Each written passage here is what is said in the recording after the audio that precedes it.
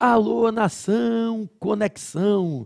Bem-vindos ao canal Conect Fla, o universo rubro-negro do nosso Mengão. Eu sou o professor Pedro Barreto, PB, advogado, empresário, escritor, palestrante na área jurídica, apaixonado pelo Flamengo, assim como você. E aqui em frente à sede da FIFA, em Zurique, na Suíça, venho, nessa sexta-feira, dia 8 de maio, a anunciar uma grande transformação que, não obstante tenha sido hoje oficializada com um caráter provisório para até 31 de dezembro deste ano de 2020, tem grandes chances de se incorporar de forma definitiva nas regras do futebol mundial.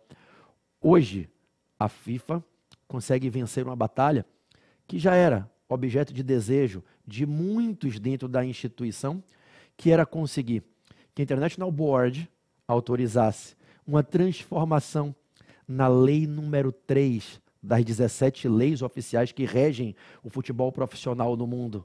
No item 2 da lei 3, uma alteração sobre a possibilidade de feitio de substituições de atletas durante uma mesma partida. Hoje, a International Football Association Board, International Association Football Board, ela anuncia que, enfim, está aprovada a proposta de emenda feita pela FIFA, ela publica a emenda determinando vigência imediata a partir de hoje, a emenda à lei número 3, item 2, que passa a autorizar que as federações, as confederações, as ligas possam autorizar nas suas competições um número de 5 substituições por partida dentro dos 90 minutos e havendo prorrogação, tempo extra, mais uma, caso queiram autorizar a sexta.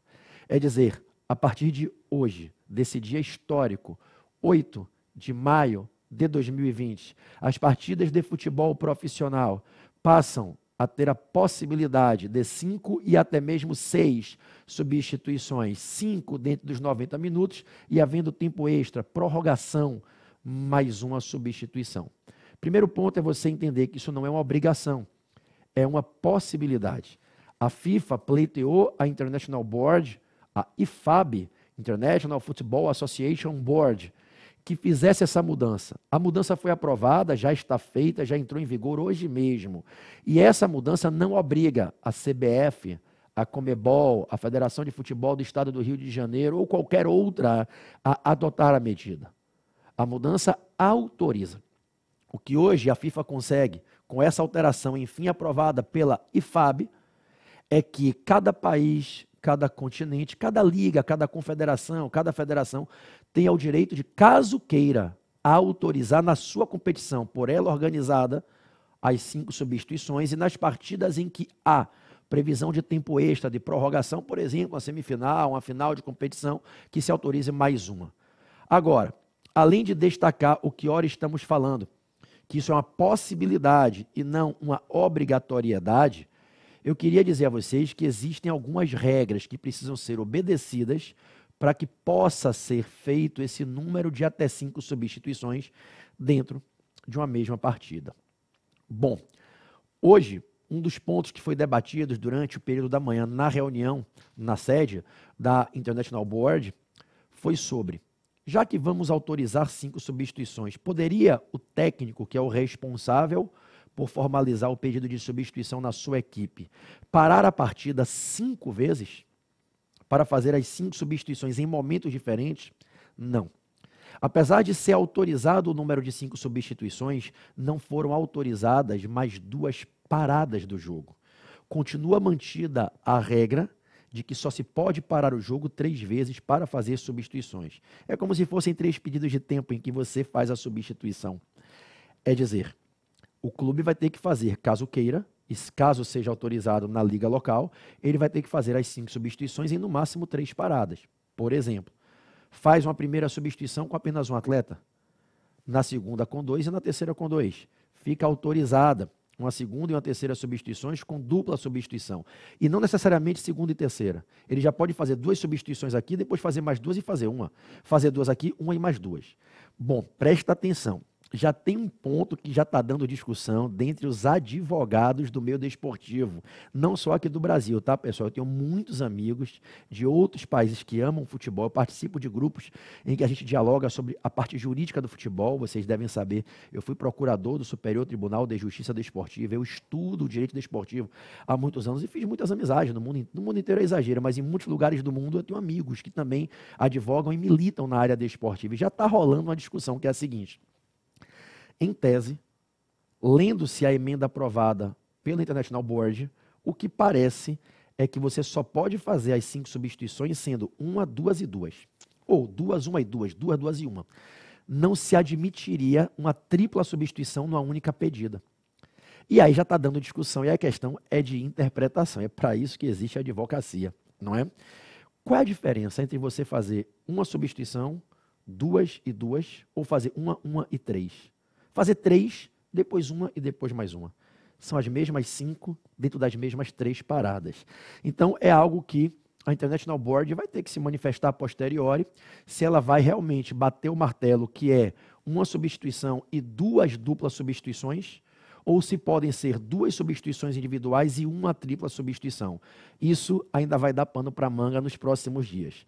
Bom, uma coisa é certa, está autorizado que as confederações, as federações filiadas à FIFA, nas competições que organizam, possam autorizar para essas competições até 31 de dezembro de 2020, 5 substituições em 3 paradas. No primeiro momento, o que tem prevalecido é uma substituição individual e 2 substituições duplas. Acho que vai ficar aí pendente uma manifestação posterior da IFAB, International Football Association Board, sobre essa possibilidade, ao invés de ser uma individual e 2 duplas, 2 individuais e uma tripla. Tudo bem? Perfeito. Bom, pessoal, caso alguém tenha interesse, curiosidade de saber como conhecer essas regras, deixa eu falar um pouquinho para vocês, aproveitar esse vídeo para fazer o meu papel aqui de professor, não é? O futebol mundial ele é regido por 17 leis. A International Board é a instituição que foi criada, ela tem vida secular, ela é antiguíssima. Ela foi criada exatamente para cumprir essa missão de ser a entidade responsável por exercer o que a gente chama de poder normativo para o futebol mundial, criar as normas. A International Board é a entidade historicamente responsável por criar as normas e fazer as modificações nas normas que regem o futebol. As leis, as normas que regem o futebol em cada país têm que ser compatíveis com as normas da International Board. A FIFA trabalha junto com a International Board e a FIFA não passa por cima, não tem autonomia para passar por cima das normas da International Board. A International Board é que é responsável pelo feitio das normas e pela mudança das normas. O que a FIFA pode fazer é postular as mudanças, pedir as mudanças. A FIFA não muda, quem muda é a IFAB. Bom, a International Board ela tem um catálogo de 17 leis para o futebol mundial. Se você tiver a curiosidade, você lê isso rapidinho. É aquilo que eu digo para vocês, quanto mais uma pessoa se dedica à leitura, maior ela amplia o horizonte de conhecimentos, a cultura dela, e menor é o risco de abrir a boca e falar besteira, ser um palpiteiro, uma palpiteira. Infelizmente, a gente vê por aí, não só na rua, no dia a dia, a gente vê na televisão muitas vezes, na imprensa, pessoas falando besteiras sem sequer ter conhecimento. Às vezes me causa perplexidade ver pessoas comentando em programas futebolísticos de televisão, falando aberrações quando poderiam evitar de falar aquilo errado, ensinar errado às pessoas, apenas entrando na internet e lendo. Qualquer pessoa pode entrar no site da IFAB, deifab.com, THEIFAB, deifab.com. Você entra lá e tem tudo disponível. Quem tiver interesse e curiosidade de aprender as regras do futebol, o que é que pode, o que não pode, está tudo lá. E são 17 leis. A primeira fala sobre o campo, o ambiente, a segunda fala sobre a bola e a terceira fala sobre os atletas. É a Lei 3. A Lei 3 é a que disciplina os atletas durante uma partida de futebol. Ela tem 10 itens. O item 2 é o que fala das substituições de atletas durante uma partida. O item 10, que encerra, é o do capitão da equipe. Então, houve hoje uma alteração no item 2 sobre substituições da lei número 3, que é a lei sobre os atletas. Quem tiver curiosidade, vai ao site da IFAB. Nesse exato momento que eu estou gravando esse vídeo para você, ainda não aparece alteração, porque acabou de ser aprovada a mudança. Certamente vai ter que ser feito aí um trabalho na internet rápido de adequação do texto. Eu acabei de abrir aqui o site, vou mostrar para vocês poderem, caso tenham curiosidade, se divertir lendo, aprendendo isso e aonde vocês podem encontrar. Tudo bem? Vamos ao site da IFAB, por favor, produção. Vamos lá. Está aqui o site da International Football Association Board, tá? Aqui vocês estão vendo, logo aqui em cima de mim está a lei número 1, tá? Que é a lei sobre o campo de jogo. Aqui ao meio a lei 2, que é sobre a bola, virei aqui para cá, ó. A lei 3 está aqui logo do ladinho, sobre os jogadores. Aí lá embaixo você vai ver a lei número 4, deixa eu só subir um pouquinho aqui, ó, para quem tem curiosidade, tá? Você pode me tirar da tela por um segundo? Produção, apaga o professor da tela. A lei número 4, o equipamento dos jogadores. A lei número 5, altamente polêmica, sobre os árbitros. A lei 6, os outros oficiais da partida. A lei 7, sobre a duração da partida. A lei 8, o início e reinício do jogo. A lei 9, a bola dentro e fora do jogo. Lei 10, determinando o resultado da partida. 11, sobre offside, o impedimento. Quem tem dúvida sobre impedimento é a Lei 11 da International Board. A Lei 12, faltas e má conduta. A Lei 13, chutes livres, faltas, pênaltis. Lei 14, o pontapé de grande penalidade. A Lei 15, o lançamento. Lei 16, o chute do gol. Lei 17, o pontapé de canto. É claro que aqui, como adapta para o português, a gente às vezes termina dando um sentido diferente na fala. Bom, o que me interessa é aqui falar da lei número 3. Pode me devolver a tela? Vamos lá? Bom, vamos voltar para o site da IFAB e eu fico ali para eu poder trabalhar com a lei. Bom, a lei 3 dos jogadores está aqui, eu vou clicar nela para que vocês possam observar. São 10 itens, como eu disse a vocês. Pode olhar, aqui começa lá em cima falando sobre o número de jogadores, é o item 1, está aqui na tela. Abaixo vem o item 2, que foi alterado hoje. Número de substituições. Termina aqui embaixo com o item 10 sobre o capitão da equipe, o nosso Everton Ribeiro, R7, o miteiro, o maestro, o canhotinha do Mengão, canhotinha mágica do mito, né, do miteiro. Bom, eu vou clicar aqui em número de substituições. O que vai aparecer ainda é o texto anterior à emenda. Tá? O que aparece aqui ainda é o texto anterior à mudança, mas provavelmente haverá uma adaptação a esse texto e todos poderão consultar aqui no site da IFAB, tá? O novo texto para fazer a leitura. Logo, logo, creio, hoje é sexta-feira, eu estou gravando aqui esse vídeo minutos após ter sido aprovada a mudança e anunciada, então creio que logo, logo o texto estará atualizado para os que queiram fazer as suas consultas. Volta a imagem agora cheia para mim, com a sede da FIFA bonita em Zurique, né? Para você não pensar que eu estou em Zurique, isso aqui é apenas um recurso visual aqui dos nossos estúdios, do Portal F3, que é a minha empresa, é o meu curso preparatório, escola de pós-graduação que eu tenho, e aí a gente usa aqui recursos do estúdio com o chroma key, a gente colocou ao fundo essa imagem aqui da sede da FIFA. Eu já tive o privilégio de ir aqui, Deus me deu essa honra, eu fui no Museu da FIFA, lá em Zurique, e fui conhecer a sede da FIFA pessoalmente, é esplendorosa. Bom, enfim, vamos voltar aqui, vamos nessa. Rapaziada, por que muita gente critica, por que muita gente defende essas mudanças? Deixa eu comentar um pouquinho com vocês sobre essa mudança do número de substituições, aquilo que foi debatido, foi deliberado lá no plenário da IFAB. É simples. Muitos são os argumentos positivos para que hoje fosse adotada essa alteração na lei número 3. Penso eu que não foi apenas por causa da pandemia. É uma opinião minha, eu respeito todo mundo que pense diferente. Mas é uma opinião minha e de diversas pessoas ligadas ao futebol, dentro da própria FIFA. Muitas vozes de respeito já defendiam, antes mesmo de surgir o fenômeno da pandemia, que deveria se ampliar o número de modificações. Vários são os aspectos positivos. Existem dois aspectos negativos. Esses dois aspectos negativos, um foi neutralizado, você vai entender, não tem risco. O segundo, realmente, para algumas pessoas, é um aspecto negativo de aumentar o número de modificações, de substituições, mas eu acho que é um argumento muito pequeno, diante das benesses que se consegue implementar com essa alteração, ampliando a possibilidade do número de substituições. Vamos lá. Muito se fala sobre o lado positivo disso. Eu vou destacar aqui os mais importantes aspectos e todos eles foram discutidos hoje no plenário da IFAB. Primeiro ponto positivo, saúde e integridade física de atletas. 11 atletas entram em campo. Inclusive é o item 1 da lei número 3, número de atletas para iniciar uma partida. 11 atletas entram em campo, essa é a regra. Somente 3, até o presente momento, até antes dessa emenda, poderiam ser substituídos. Quantas e quantas vezes você já viu um atleta não poder ser substituído porque outros 3 já foram e continuar em campo, mancando, cansado, com uma potencial fadiga. Quantas vezes você já viu um atleta cair no campo e não era fazendo cera, com cãibra? Gente, muitos dos atletas são franzinos, tem biotipo. Jogador de futebol não é atleta de Ironman como muita gente pensa, não. Qual é o porte físico do Michael?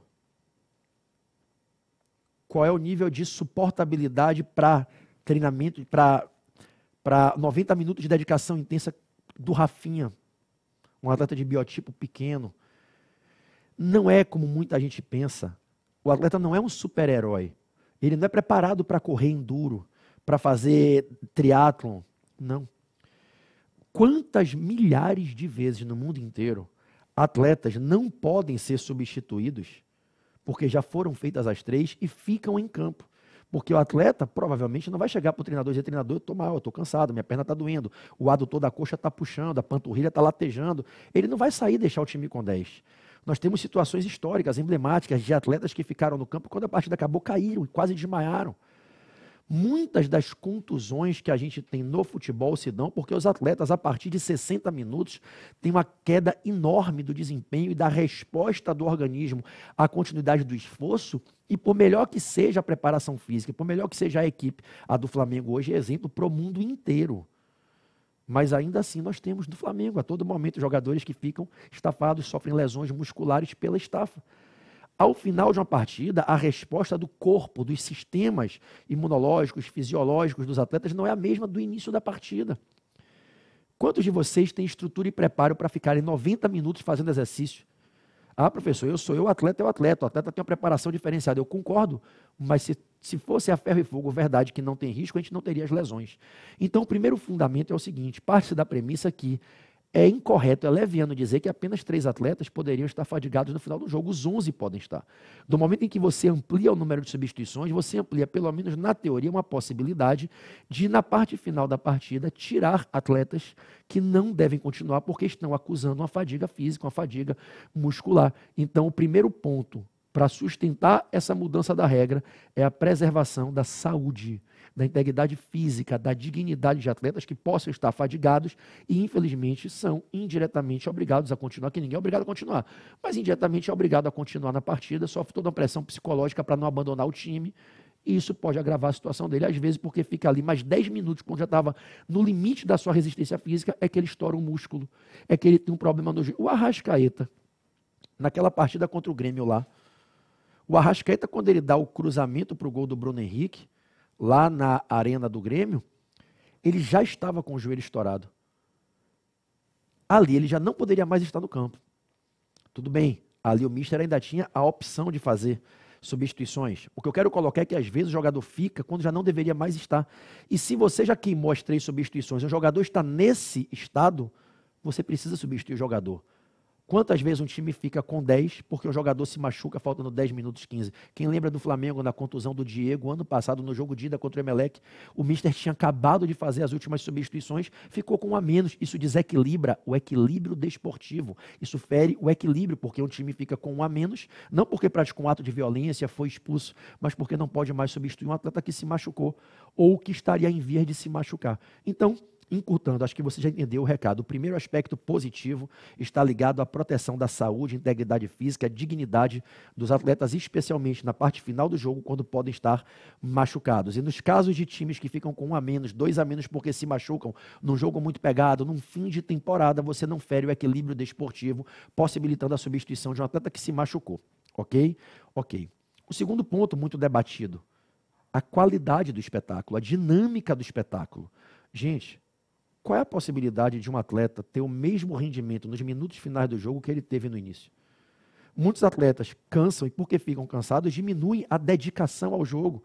Não é que ele não queira, que ele é preguiçoso, é chinelinho, não quer correr. Não aguenta.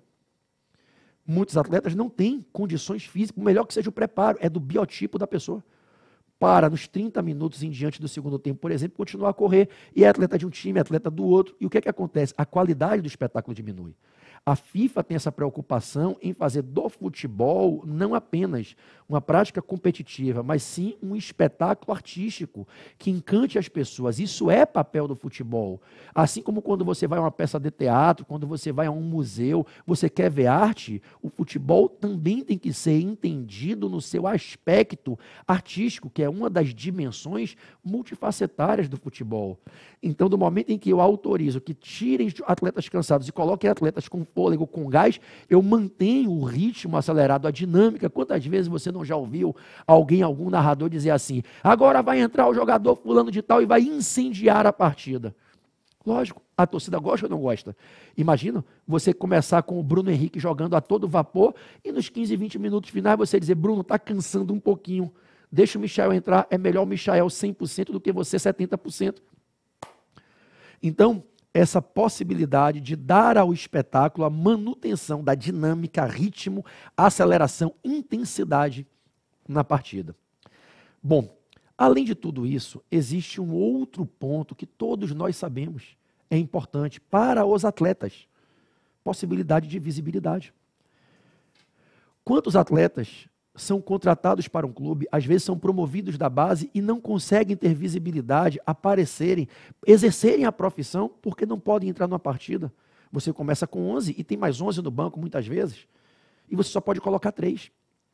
Vou dar o exemplo do Flamengo. O Flamengo acabou de contratar para esse ano 2020 o Pedro Rocha, o Thiago Maia, o Léo Pereira, o Gustavo Henrique. Tudo bem que um dos dois termina ficando titular na zaga com o Rodrigo Caio, mas aí você pega o menino Tuller, que foi promovido da base, é um excelente zagueiro, inclusive com passagem pelas seleções de base.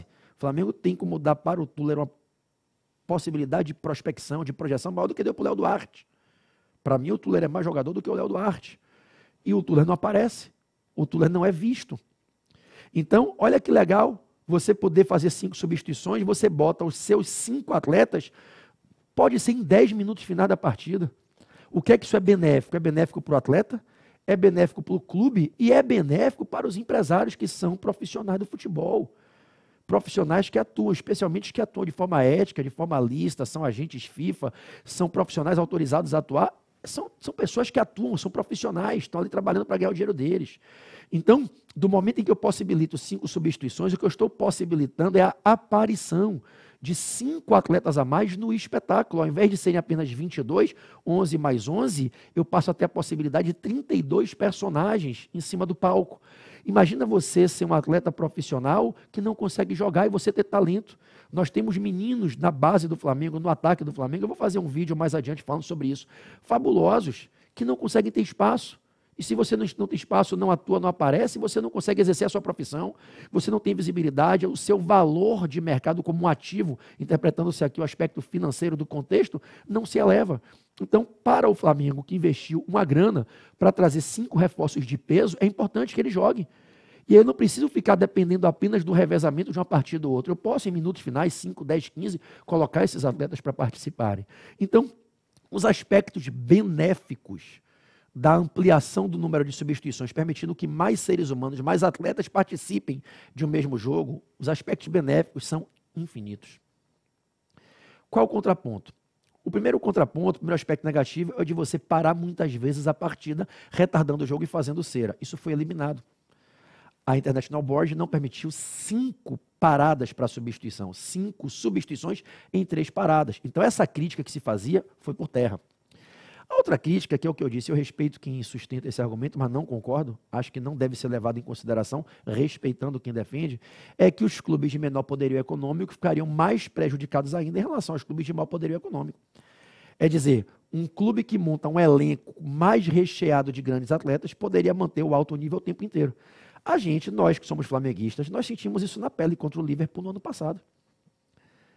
Na hora que o Flamengo precisou fazer as substituições, o Flamengo não tinha um banco do mesmo nível da equipe titular, como o Liverpool tinha 22 que você pode pegar no 0 e 1, no par ou ímpar, de olhos fechados, e quem entrar, mantém o nível.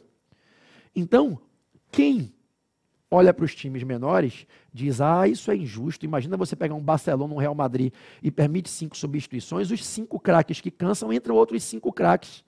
Amigo, eu respeito o seu ponto de vista, mas eu vou falar aqui a minha maneira de pensar, acatando quem não concorde com total harmonia aqui, tá? Se você tem um clube menor, você não pode querer ser tratado igual a quem tem um clube maior, a quem faz um esforço maior, investimento maior, tem uma história maior. O que você pode fazer é dizer, poxa, isso é na vida. Isonomia é um princípio do direito que é criado para gerar justiça, que ensina que aos iguais igualdade, aos desiguais desigualdade. Eu não posso dar a um filho de 5 anos e a um filho de 17 o mesmo tratamento. Não quer dizer que eu não tenho amor por igual a ambos. Eu não posso dar o mesmo prato de comida para quem acabou de sair de um restaurante e quem está 3 dias sem comer. Os desiguais têm que ser tratados desigualmente. Eu não posso tributar com a mesma intensidade quem tem mais renda e quem tem menos renda. Ainda que eu tribute a todos, eu vou tributar diferentemente quem tem mais capacidade de contribuir, quem tem menos. Isso é isonomia, igualdade aos iguais, desigualdade ao diferente. Se você quer ter o tratamento que se dá àquele outro, se programe, se estruture, corra atrás, faça o seu melhor para chegar onde eles chegaram. Quem está no topo de uma pirâmide não vai ter o mesmo tratamento que quem está na base. E isso, infelizmente, não é compreendido por muita gente que não tem sensibilidade, percepção, inteligência para perceber. Isso é algo natural na vida. Então, eu não acho que isso seja ruim para o desporto. Você dizer, se você permite que façam 5 substituições, os clubes grandes, os clubes ricos vão ser favorecidos em detrimento dos clubes pequenos. Eu acho que isso deve servir como um incentivo para quem tem a função de dirigir um clube pequeno, para profissionalizar a sua gestão, para acabar com o amadorismo na gestão, para eliminar do quadro de dirigentes boleiros, cartolas, trazerem pessoas com capacidade profissional de condução de entidades, para que aí você possa se tornar uma entidade organizada, atrair investidores, atrair parceiros. Clubes pequenos que se organizaram, muitos foram comprados, receberam investimentos de milionários. Olha o exemplo na Inglaterra do Manchester City. Olha o que está acontecendo agora com alguns clubes, o Aston Villa na Inglaterra, o Newcastle. Olha o que aconteceu com o Bragantino, o Red Bull. Então, a gente pode ter um clube pequeno no Rio de Janeiro, pequenininho, que se organize, faça uma gestão bacana, com suas finanças em dia, selecionando bem os seus atletas, os profissionais, vai atrair investidores, começa a crescer, pode atrair um grande investidor. É o direito que você tem de brigar por isso, desde que você se organize e mereça conquistar isso. Agora, o que você não pode é porque você é um clube pequeno, não querer que um clube grande possa ter esse tipo de tratamento, de poder usar os atletas que ele investiu caro para recrutar e trazer para o seu elenco. Enfim, é minha opinião. Acho que o argumento tem que ser respeitado, mas não me seduz e não me faz entender que ele é suficiente para dizer que é ilegítima a medida de autorizar um maior número de substituições. A verdade é que os benefícios são maiores do que os supostos malefícios, e nessa ponderação de valores eu acho que acertou a International Board em autorizar as 5 substituições, preservando ainda a possibilidade de, no tempo extra, na prorrogação, existir, se autorizado, na confederação local, uma 6ª substituição. Bom, pessoal, é isso. Falei aonde encontrar, falei o número da lei, lei número 3, item 2. Acho que ficou de bom grado a explicação para todos. Algo me diz, aqui no meu foro íntimo, que essa alteração chega para ficar, tá? A priori está anunciada até 31 de dezembro, mas os ganhos são tão incríveis que eu penso que ela não vai sair e não deveria sair do futebol. Acho que para todos nós que somos a plateia desse espetáculo, eu acho que vai ser muito bom.